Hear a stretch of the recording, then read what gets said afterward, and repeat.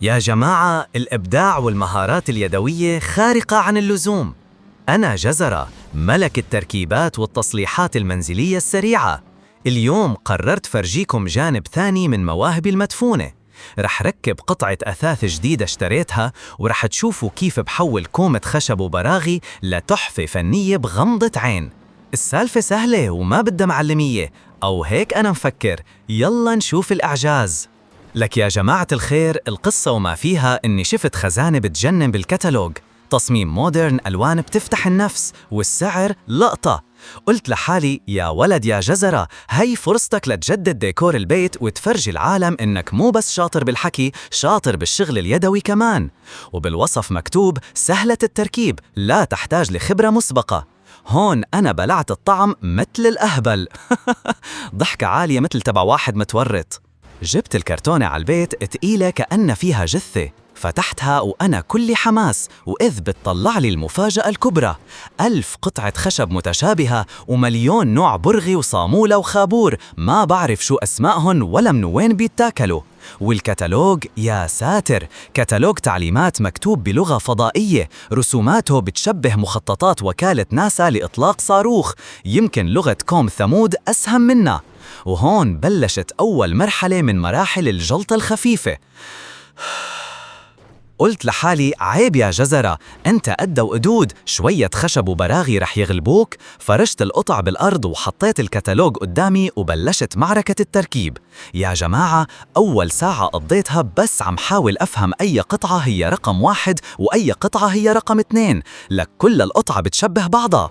وبعد جهاد ونضال بلشت ركب أو أحاول ركب. قطعة بتركب من هون، 10 قطع بيوقعوا من هنيك، برغي بيفوت بمكانه، البرغي اللي جنبه بيطلع أعوج، وكل شوي أضرب إصبعي بالشاكوش، وهون يا جماعة بتطلع مني صرخة ألم مكتومة بتشبه صوت قطة دايسة على فيشة كهرباء.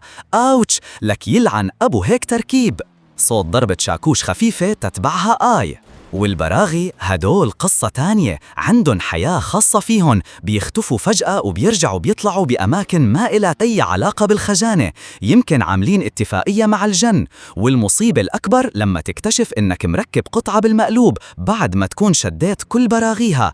يا جماعة، شعور بالقهر ما بعده قهر، بدك تكسر الخزانة وتكسر البيت وتكسر حالك معها. وهون بصوت واحد معصب وعم بخبط بإيده.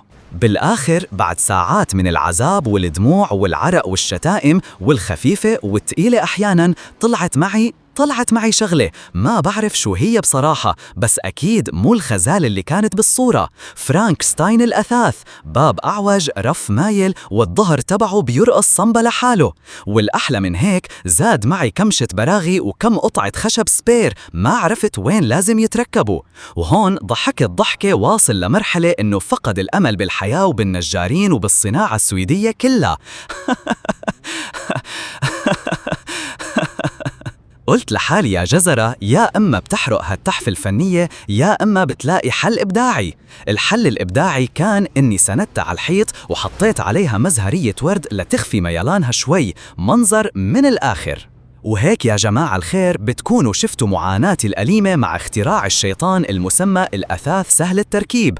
أنا متأكد إنه كل واحد فيكن عنده قصة رعب كوميدية مع تركيب شي بالبيت، فجروها بالتعليقات، خلينا نشوف مين أنجلط أكثر. ولا تنسوا اللايك اللي بيكسر الدنيا، والاشتراك بالقناة وتفعيل جرس الإنذارات ليوصلكن كل مصايب جزرة الكوميدية الجديدة.